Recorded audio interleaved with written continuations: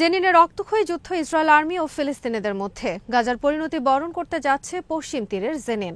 গাজায় ধ্বংসস্তূপের মধ্যে চাপা পড়ে থাকতে পারে 20,000 ফিলিস্তিনি। অভিবাসীদের বিরুদ্ধে অভিযান শুরু যুক্তরাষ্ট্রে।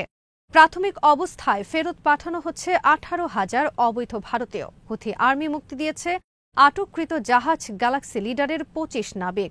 সমরাস্ত্র রপ্তানিতে বিশ্বে 11তম দেশ তুরস্ক।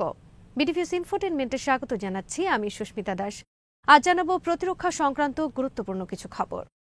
ইসরায়েল আর্মি ও ফিলিস্তিনিদের মধ্যে রক্তক্ষয়ী যুদ্ধ ছড়িয়ে পড়েছে পশ্চিম তীরের জেনিনে। বুধবার জেনিন উদ্বাস্তু এলাকায় ইসরায়েল আর্মির ওপর কয়েক দফা হামলা চালিয়েছে আল কুদস ব্রিগেড এবং আল-আকসা মার্টার ব্রিগেড। লেবানন ভিত্তিক আল মায়দিনের খবরে বলা হয়েছে, আল কুদস ব্রিগেড ও আল-আকসা মার্টার ব্রিগেডের সেনাদের সাথে জেনিনের কয়েকটি এলাকায় মুখোমুখি সংঘর্ষের ঘটনা ঘটে ইসরায়েল আর্মির সাথে। ফিলিস্তিনি প্রতিরোধ যোদ্ধারা কয়েকটি এলাকায় ইসরায়েল আর্মির গাড়ি, সেনাদল ও বুলডোজার লক্ষ্য করে বোমা হামলার পাশাপাশি মেশিন গানের সাহায্যে আক্রমণ চালায়। ইসরায়েল আর্মি বুধবার আর্টিলারি হামলার পাশাপাশি ড্রোন হামলা চালায় জেনিনের বিভিন্ন এলাকায়। এ সময় দাম্মাস নেইবারহুড এলাকায় একটি বাড়ি ঘিরে রাখে ইসরায়েল আর্মি। লাউডস্পিকারে ইসরায়েল আর্মি বের হয়ে আসতে বলে বাড়ির সব সদস্যদের। ওই বাড়িতে অবস্থান করছিল কয়েকজন প্রতিরোধ যোদ্ধা, কিন্তু তারা আত্মসমর্পণ না করে ইসরায়েল আর্মির বিরুদ্ধে পাল্টা হামলা চালায়। এরপর ইসরায়েল আর্মি ড্রোন থেকে মিসাইল হামলা চালিয়ে ধ্বংস করে বাড়িটি। বাড়িতে থাকা প্রতিরোধ যোদ্ধাদের পরিণতি জানা যায়নি। তবে জেনিনে বুধবার ইসরায়েলের হামলায় নিহত হয়েছে একাধিক বেসামরিক ফিলিস্তিনি।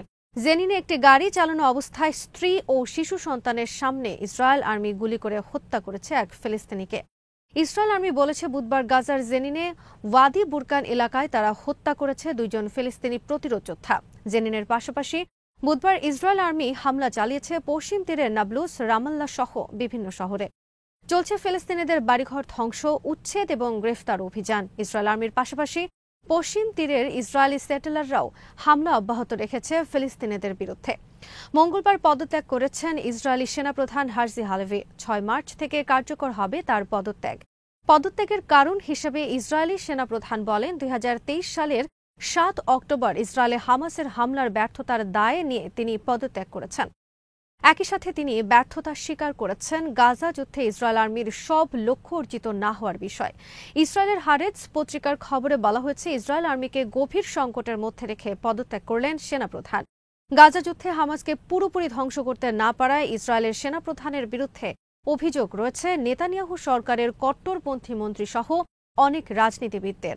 তবে হার্জি হালেভিকে সমর্থন করেছেন বিরোধী নেতা সাবেক প্রধানমন্ত্রী ইয়ার লাপিদ। ইয়ার লাপিদ দাবি জানিয়েছেন প্রধানমন্ত্রী বেঞ্জামিন নেতানিয়াহু পদত্যাগের। গাজায় বিভিন্ন বিধ্বস্ত ভবনের ধ্বংসস্তূপ অপসারণের সময় অব্যাহত রয়েছে কঙ্কাল আবিষ্কারের ঘটনা। বুধবারও বিভিন্ন ভবনের নিচ থেকে উদ্ধার করা হয়েছে ফিলিস্তিনিদের 66টি কঙ্কাল। বিবিসি ও সিএনএনের রিপোর্টে বলা হয়েছে, গাজার রাস্তায় রাস্তায় এদিক সেদিক পড়ে আছে ফিলিস্তিনিদের কঙ্কাল। তীব্র যুদ্ধ চলাকালে নিহত হয়েছে এসব ফিলিস্তিনি এবং যুদ্ধক্ষেত্র থেকে তাদের লাশ সরানো সম্ভব হয়নি কারো পক্ষে। এর আগে প্রকাশিত কয়েকটি খবরে বলা হয়েছে, ইসরায়েল আর্মি সমুদ্র তীর সহ বিভিন্ন এলাকায় মাটি চাপা দিয়েছে অনেক নিহত ফিলিস্তিনিদের। ইসরায়েল আর্মি চলে যাওয়ার পর বিভিন্ন এলাকায় পাওয়া গেছে গণকবরের সন্ধান। ধারণা করা হচ্ছে, গাজায় ধ্বংসস্তূপের নিচে চাপা পড়ে থাকতে পারে 20,000-এর বেশি ফিলিস্তিনি। 2024 সালের মে মাসে জাতিসংঘের এক প্রতিবেদনে বলা হয়েছে, গাজায় ধ্বংসস্তূপের নিচে চাপা পড়ে থাকতে পারে 10,000-এর বেশি ফিলিস্তিনি। আর ভবন অপসারণ করে তাদের সবাইকে উদ্ধার করতে সময় লাগতে পারে 3 বছর। সরকারি হিসেবে 15 মাসের যুদ্ধে গাজায় ইসরায়েলের হামলায় নিহত হয়েছে 47,000-এর বেশি ফিলিস্তিনি। তবে বিভিন্ন বেসরকারি সংস্থার হিসেবে বলা হয়েছে, প্রকৃত সংখ্যা হবে এর কয়েকগুণ বেশি।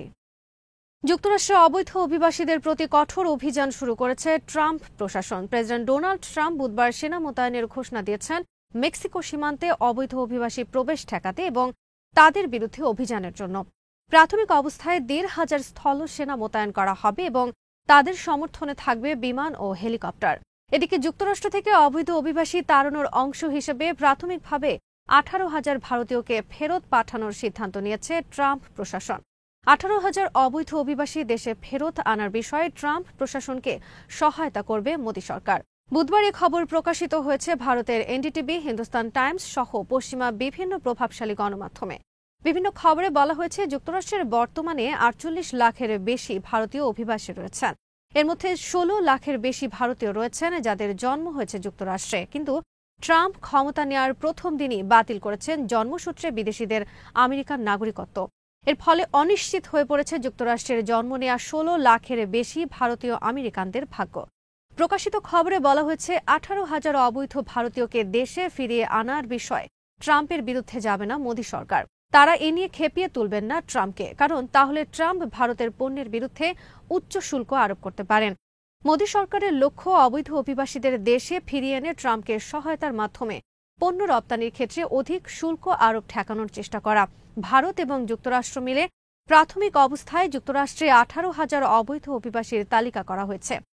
ডোনাল্ড ট্রাম্পের অন্যতম নির্বাচনী প্রতিশ্রুতি ছিল যুক্তরাষ্ট্র থেকে অবৈধ অভিবাসী তাড়ানো। এর প্রতি ব্যাপক সমর্থন দিয়েছে আমেরিকানরা। যুক্তরাষ্ট্রের মাটিতে কেউ জন্ম নিলেই সে দেশের নাগরিক বলে গণ্য। কিন্তু ট্রাম্পের অভিযোগ, আমেরিকান নাগরিকত্ব লাভের জন্য সারা বিশ্ব থেকে মহিলারা যুক্তরাষ্ট্রে এসে সন্তান প্রসবের ব্যবস্থা করে।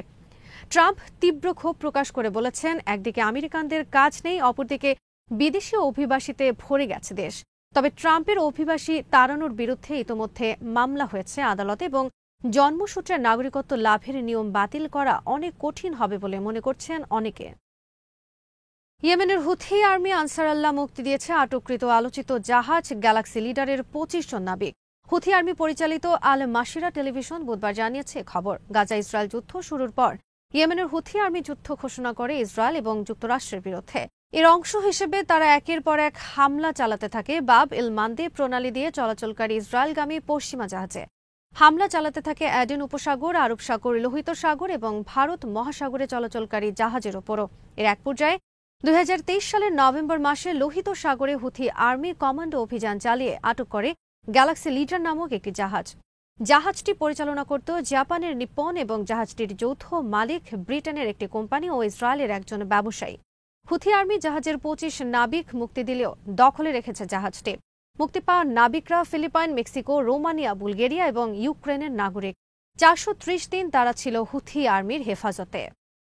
সমরাস্ত্র রপ্তানিতে বর্তমানে বিশ্বে ১১তম দেশ তুরস্ক। ২০২৪ সালে বিশ্বের ১৮৫টি দেশে $৭ বিলিয়ন অস্ত্র রপ্তানি করেছে দেশটি। তুরস্কের লক্ষ্য আগামী ২ বছরের মধ্যে বার্ষিক অস্ত্র রপ্তানির পরিমাণ $১০ বিলিয়ন উন্নীত করা। ডেইলি সাভার খবরে বলা হয়েছে, তুরস্কে বর্তমানে ৩,৫০০ সমরাস্ত্র নির্মাণ প্রতিষ্ঠান রয়েছে। এর মধ্যে ১,৬০০টি প্রতিষ্ঠান সমরাস্ত্র রপ্তানি করে থাকে। তুরস্কে রয়েছে ২ ডজনের বেশি সমরাস্ত্র প্রতিষ্ঠান, যেগুলোর মধ্য থেকে ৪-৫টি করে প্রতিষ্ঠান গত কয়েক বছর ধরে বিশ্বের শীর্ষ ১০০টি সমরাস্ত্র প্রতিষ্ঠানের তালিকায় স্থান পেয়ে আসছে। তুরস্কের সমরাস্ত্র রপ্তানি ২০২৩ সালের তুলনায় ২০২৪ সালে বেড়েছে ২৯ ভাগ। প্রেসিডেন্ট রিসেপ তাইপ এরদোয়ানের নীতির কারণে সমরাস্ত্র শিল্পে রাতারাতি উন্নতির পাশাপাশি ঈর্ষণীয় পর্যায়ে পৌঁছেছে তাদের অস্ত্র রপ্তানি। আর এটি সম্ভব হয়েছে মাত্র ১০ বছরের মধ্যে। বর্তমানে তুরস্ক তাদের গুরুত্বপূর্ণ সব সমরাস্ত্র নিজেরা তৈরি করে। 5th জেনারেশন যুদ্ধ বিমান, অ্যাটাক হেলিকপ্টার থেকে শুরু করে ফাইটার জেট ও হেলিকপ্টারের ইঞ্জিনও তৈরি করছে তুরস্ক। নৌবাহিনীর ক্ষেত্রে তুরস্ক মিনি বিমানবাহী রণতরী, সাবমেরিন, ডিস্ট্রয়ারও নির্মাণে সক্ষম। তুরস্কে রয়েছে নিজস্ব নির্মিত শক্তিশালী মেইন ব্যাটল ট্যাঙ্ক। বিভিন্ন পাল্লার শক্তিশালী মিসাইলের পাশাপাশি তুরস্কের স্বল্প পাল্লার রকেট জনপ্রিয় বিশ্বের অনেক দেশে। আর সারা বিশ্বে বর্তমানে আলোচিত তুরস্কের বেরাক্তার সহ বিভিন্ন ধরনের ড্রোন বিমান। আজ এখানেই শেষ করছি। সমরাস্ত্র, প্রতিরক্ষা ও কূটনীতির নানা তথ্য জানতে চোখ রাখুন বিডিভিউজ ইনফোটেনমেন্টে।